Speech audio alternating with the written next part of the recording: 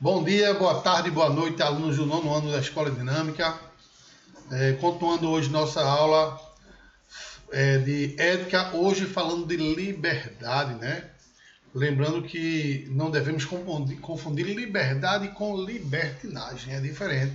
Libertinagem tem a ver com a questão da falta de educação, né, das pessoas perante ao próximo. A liberdade é uma concepção onde as pessoas elas já nascem, não é, com um processo de liberdade, não é, que com o passar do tempo ele vai construindo esse processo em sua história.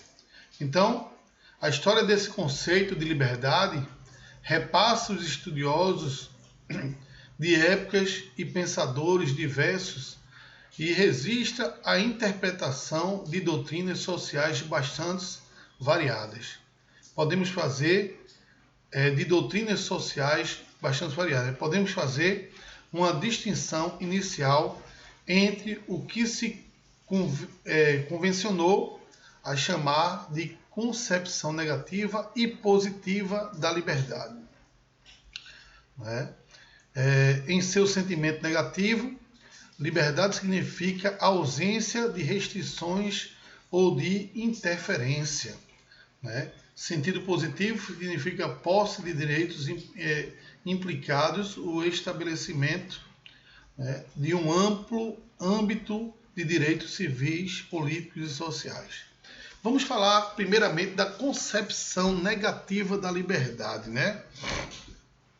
Quando ele diz aí ausência de restrições ou de interferência, né?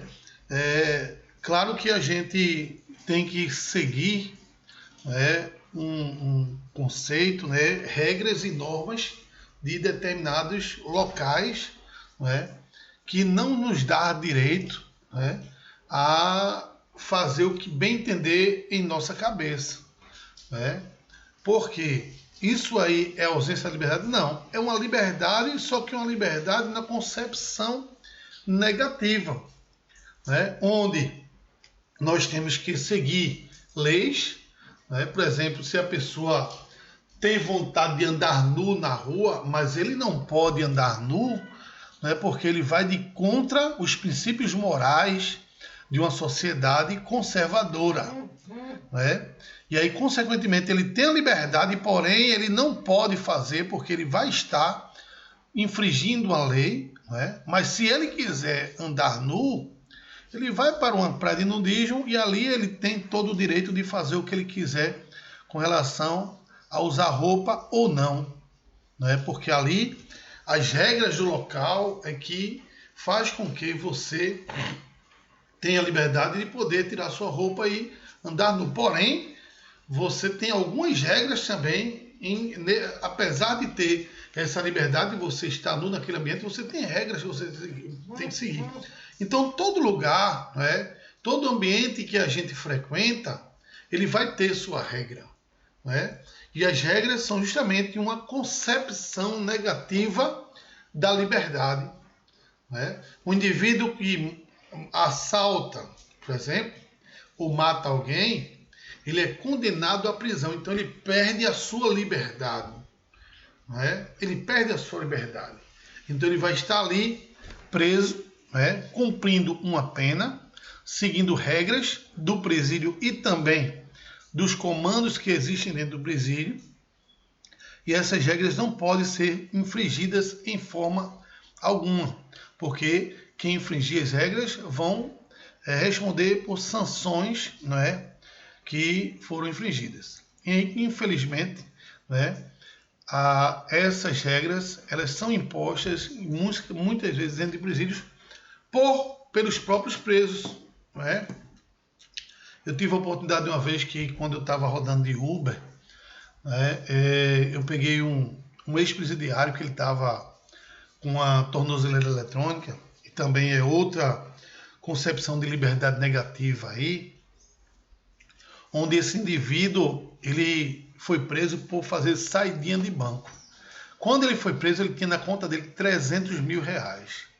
E ele estava contando a mim, rapaz, a pior besteira que a pessoa faz é cometer um crime.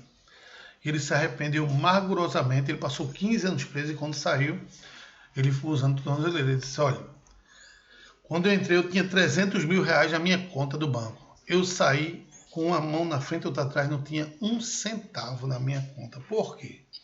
Porque lá no presídio, eles eram obrigados para tentar sobreviver, né?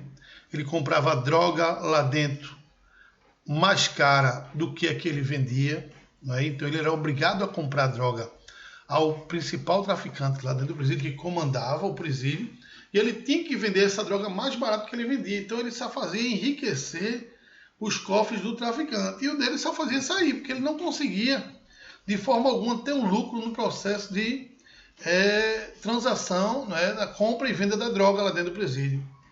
Ele teve que pagar também para ter uma cela melhor, porque lá dentro do presídio é uma vila, eles constroem as casas lá por dentro e, consequentemente, eles alugam aquilo ali.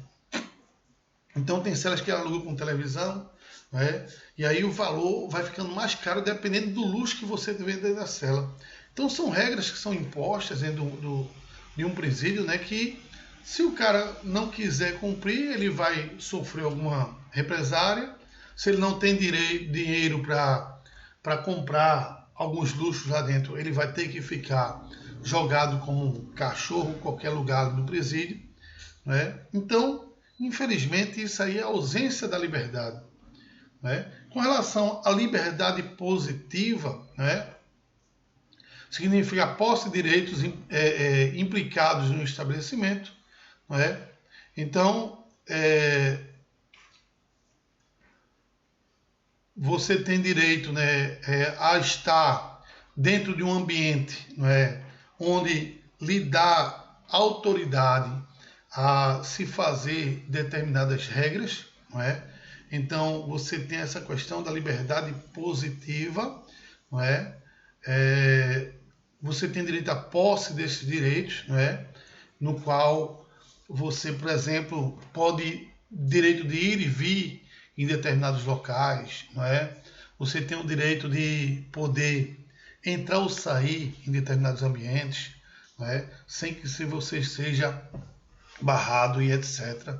Né? Isso depende também do comportamento da pessoa, que faz com que ela tenha uma liberdade positiva no seu direito constitucional. Né? O crescimento da liberdade é concebido como a conquista da cidadania. Então a pessoa vem desenvolvendo esse processo, né, desse conceito de liberdade. No sentido político, a liberdade civil ou individual é o exercício de sua cidadania dentro dos limites da lei, respeitando o direito dos outros. E aí, no caso, por exemplo, a liberdade do voto, que isso não ocorre, por exemplo, em países socialistas comunistas, não é? Em países socialistas comunistas como a Rússia, por exemplo, você tem ali um país extremamente onde o ditador é que comanda as regras e você não tem a liberdade num país antidemocrático de escolher o seu próprio governante, né? Ao contrário de um país democrático onde você tem o direito de escolher e protestar pelo aquele que não escolheu, né? Você tem o direito de ir às ruas e fazer o seu protesto, né, em defesa do que lhe convém. Então isso é liberdade, né, no sentido político e dentro dos limites da lei, respeitando os direitos dos outros. De acordo com o filósofo inglês Herbert Spencer, a liberdade de cada um termina onde a liberdade do outro começa, né? Certíssimo essa frase, né? O meu direito começa quando termina o seu, né? Ou o seu direito começa quando termina o meu, né? Então cada um tem a forma de se expressar, cada um tem a forma de se colocar, ao qual você desenvolve um processo de liberdade e não de libertinagem. Né? Em um sentido ético, trata-se do direito de escolha do indivíduo sobre o seu modo de agir, independentemente de qualquer determinação externa. Segundo Descartes, né, que é um sociólogo e filósofo também, René Descartes, né? A liberdade consiste unicamente ao afirmar ou negar, realizar ou enviar o que o entendimento nos prescreve, agimos de modo a sentir que em nenhum momento qualquer força exterior nos constrange, né? Então, René Descartes ele tem esse pensamento que é um tanto quanto egocêntrico, né? Mas que na realidade acaba fazendo com que a liberdade seja conseguida unicamente, né, em afirmar, né, ou negar. Né? Na realidade, ele está generalizando uma questão aí. Tudo bem que não está completamente correto, né? Mas essa generalização acaba deixando com que o sentido de liberdade ele seja um tanto quanto restrito e aí você não tem uma liberdade total, né? Segundo Descartes. Né? Então, a liberdade de pensamento em seu sentido estrito é inaleável, inquestionável. Reivindicar a liberdade de pensar significa lutar pela liberdade de exprimir o pensamento. Voltaire ilustra bem que a liberdade, que é o seguinte: não estou de acordo com o que você diz, mas lutarei até o fim para que você tenha direito de dizê-lo. Então, já é um sentido de liberdade coletivo a teoria de Voltaire, né, em relação à liberdade. Então, Voltaire tinha essa questão coletiva, né, onde as pessoas lutam, né, em grupos, né, para receber essa liberdade de forma geral. Hobbes, né, afirma que o homem livre é aquele que não é impedido de fazer o que tem vontade, no que se refere às coisas, o que fazer é sua própria força e capacidade. Aí ele está também proporcionando um sentido de liberdade amplo, né, que não cita aí as questões da lei. Né? Então a gente também tem que seguir determinadas leis e não também ser livre tanto como o Robert está citando aí. Né? A gente tem que seguir, como é que eu posso dizer, as questões ligadas aos direitos e às diretrizes de um determinado sistema. Não é também ser livre por completo, não. Né? Tem a questão da concepção negativa da liberdade aí, quando a gente utiliza essa liberdade. Né? Segundo Robert, ele está um pouquinho equivocado. Né? Já Kant é outro também filósofo, né? Diz que o ser livre é um ser autônomo, isto é, dá a si mesmo as regras sem serem seguidas racionalmente. Né? Esse pensamento aí é um pensamento mais individualista também. Né? As pessoas também têm que seguir as regras, né, do ambiente, né? Que na realidade esse pensamento de Kant é muito parecido com o de Hobbes. Né? Então, tem que ser dosada o sentido de liberdade e não ser extravasado. Já Jean-Paul Sartre, né, a liberdade é a condição ontológica do ser humano. O homem é, antes de tudo, livre. O homem é nada antes de definir-se como algo e é absolutamente livre para definir-se, engajar-se, encerrar-se e esgotar a si mesmo. Né? Apesar de, antes de tudo, ele ser livre, ele tem que seguir algumas regras. Não que todos esses pensamentos eles estejam errados ou estejam equivocados em alguns sentidos. Né? Porque para se ter realmente a liberdade, a gente tem que ter uma liberdade positiva e ao mesmo tempo de concepção negativa. Então, ambos os sentidos têm que estar sempre juntos.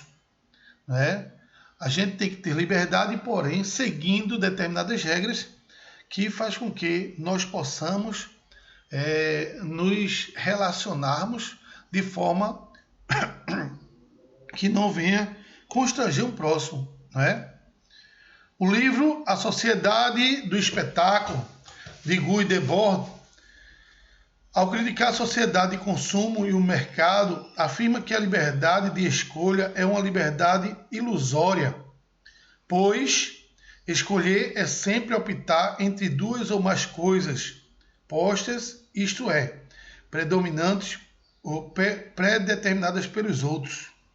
Uma sociedade como a capitalista, na qual a única liberdade é existir socialmente e é a liberdade de escolha qual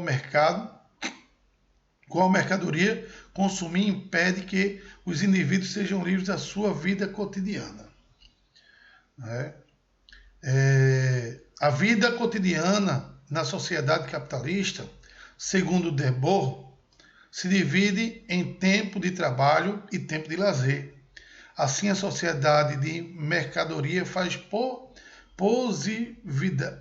passividade escolher e consumir. A liberdade ilusória que se deve buscar a todo custo, enquanto de fato, como seres livres práticos no trabalho da produção, não livres. De maneira geral, a liberdade dos indivíduos ou grupos sempre sugere ou tem possibilidade de implicar a limitação das liberdades dos outros. Aí está corretíssimo esse pensamento desse livro aí de Guy Debord, né? Porque a gente tem um processo de liberdade dosado, né? No qual você acaba promovendo aí uma situação onde você não infringe situações constrangedoras posteriores, né? Vamos responder aqui algumas questões aqui na página 17, por exemplo. Tem eu. De acordo com o texto, defina liberdade positiva e liberdade negativa. Aí você bota aí, ó, em seu sentido negativo, liberdade significa ausência de restrições ou de interferência. Né? No sentido positivo, significa posse de direitos implicando o estabelecimento de um amplo âmbito dos direitos civis, políticos e sociais. Aí eu tenho uma liberdade positiva. A letra B, vocês respondam, que é uma resposta pessoal aí. Vocês respondam da melhor forma possível. Né? E as seguintes também, vocês façam aí de acordo com o seu direito de liberdade também. Ok? Vamos para a página número 20 e falar agora sobre o pensamento. Né? Como eu já falei antes, né? Platão, ele dizia que o pensamento era, as palavras eram fármaco, né? Ela tanto era remédio, quanto era veneno, quanto era cosmética, né? O pensamento está muito ligado à questão da palavra, né? Já dizia um velho ditado aí, quando a cabeça não pensa, o corpo padece.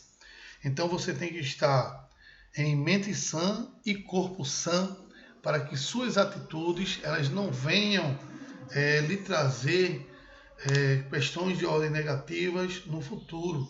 Né? Eu tenho um amigo meu que sofre com depressão, né? E a depressão, gente, quem tem problema de depressão, é uma doença que você vai tomar remédio pro resto da vida, né? Não tem cura, né? E tudo está ligado ao seu pensamento. Né? Se você é uma pessoa tranquila, e a tranquilidade ela é um dos caminhos melhores para você evitar a depressão, né? Você consequentemente consegue viver de forma bem harmoniosa com sua própria vida e com os outros. Né?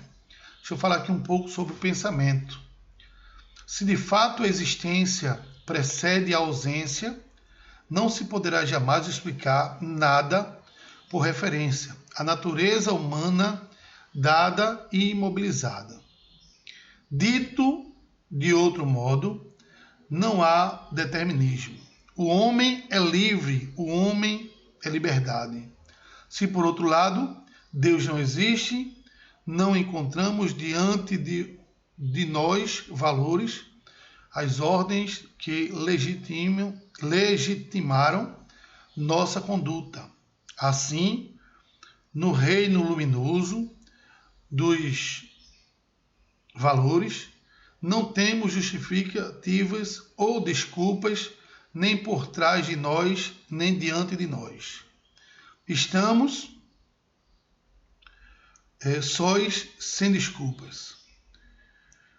Ou exprimiria isso dizendo que o homem está condenado a ser livre. Condenado porque ele não se criou a si mesmo e, entretanto, é livre, pois, uma vez lançado no mundo, ele é responsável por tudo que faz. Não é? Então, todo homem, quando ele vem para o mundo, ele vai assumir tudo que ele fez, tanto ligado às coisas boas, quanto às coisas ruins. Então, ele vai estar sempre responsável por tudo que lhe tem como direito, ok?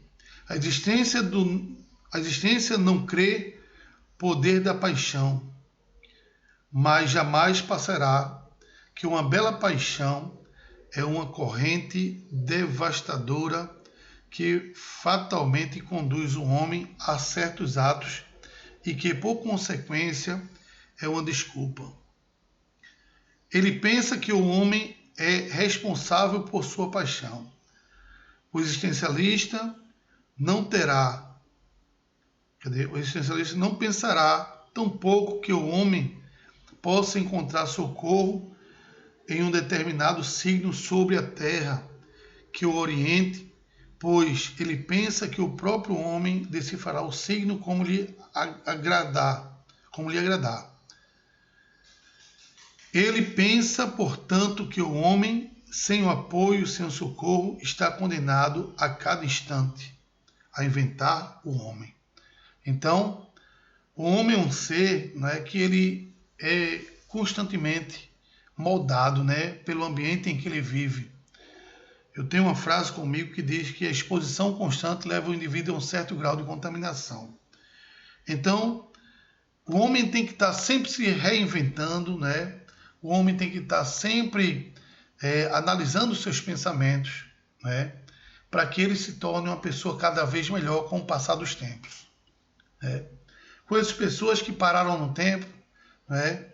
Que se tornaram pessoas obsoletas, pessoas que não começaram a evoluir seu pensamento e aí, consequentemente, hoje estão escanteados e fora de um convívio, né, onde as pessoas possam interagir de forma harmoniosa, porque se tornaram pessoas com pensamento arcaico e foram exclusos de um ambiente sadio, porque não houve essa adaptação, não houve essa evolução em seu pensamento. Torna-se como, por exemplo, uma pessoa que tem problemas mentais, onde seu cérebro não evolui, né? Então, se o cérebro não evolui, essa pessoa depende de outra, né, para passar e para apresentar um desenvolvimento.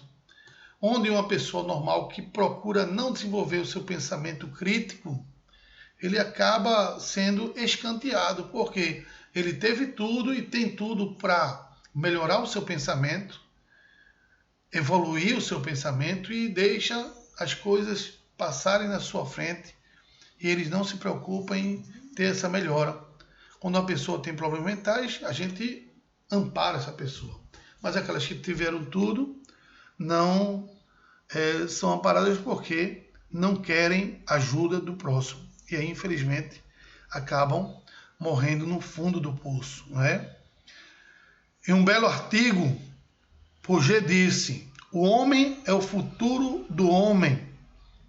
É perfeitamente exato essa frase, não é? Porque o homem ele é uma evolução do seu próprio ser. Então, a cada momento que ele vai evoluindo, ele vai crescendo, não é? Ele vai se adaptando ao meio em que ele reside. Então, o homem é o futuro do homem. Mas, se entender por isso, que esse futuro está inscrito no céu, que Deus o vê então é falso, pois não seria nem mesmo um futuro. Se entender que qualquer que seja o homem, que apresenta a um futuro a fazer, um futuro virgem, o que o espera. Então essa frase é correta, mas então estamos desamparados. Se essa frase for correta, estamos desamparados. Se na realidade o homem parar no tempo, né? Mas o homem ele está em constante evolução, ok? Para lhe dar um exemplo que permita compreender melhor o desamparo, citarei o caso de um dos melhores alunos que veio procurar-me nas seguintes circunstâncias. Seu pai estava brigado com sua mãe, seu irmão mais velho tinha sido assassinado na ofensiva alemã em 1940, e esse jovem homem, com sentimento pouco primitivo, mas generoso, desejava vingá-lo. Sua mãe vivia sozinha com ele, muito perturbada pela semi-traição do seu pai e pela morte do seu filho, e só nele encontrava consolo. Esse rapaz tinha naquele momento a seguinte escolha: partir para a Inglaterra e alistar-se nas forças francesas livres, isto é, abandonar sua mãe ou permanecer com ela e ajudá-la a viver. Ele se dava conta perfeitamente de que essa mulher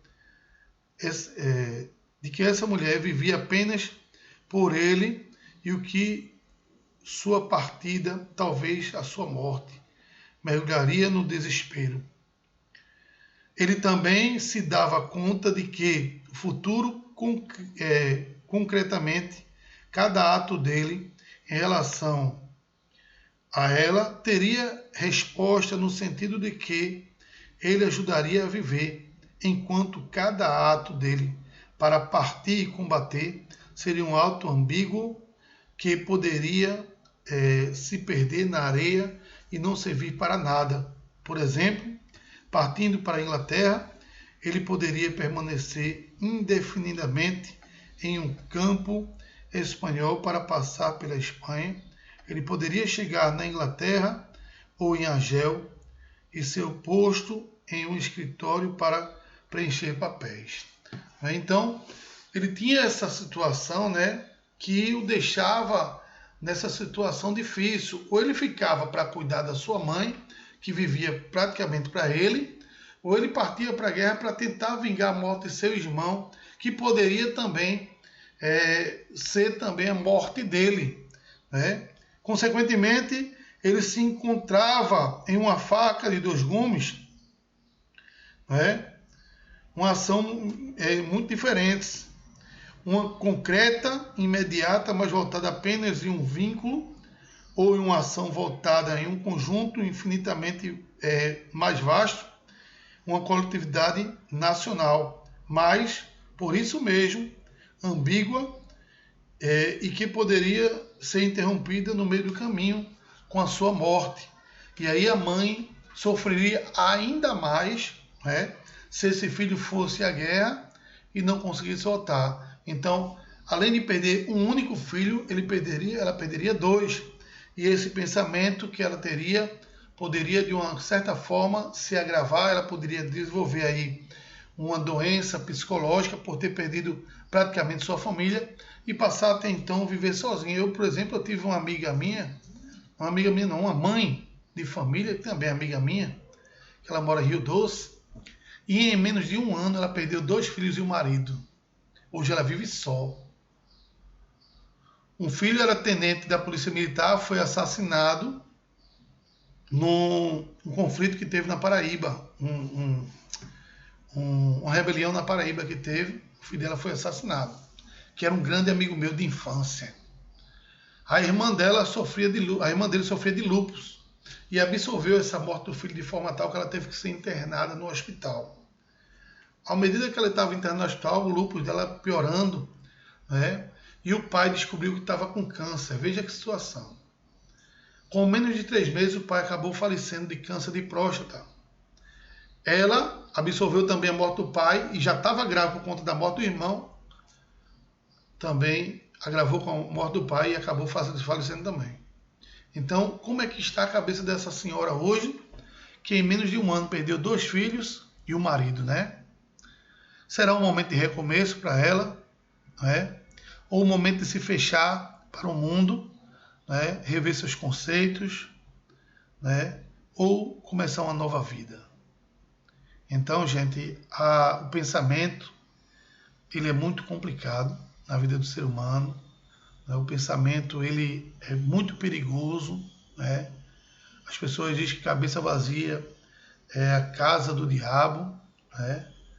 Mas a gente tem que começar a botar nossos pensamentos para funcionar, nossa cabeça para trabalhar, para que não venha criar falsas perspectivas de determinadas situações e acabe agravando nossa situação cada vez mais, né? Então, gente, eu vou ficando por aqui. Daqui a pouco a gente continua a nossa segunda aula, ok? Um abraço a todos, Deus abençoe.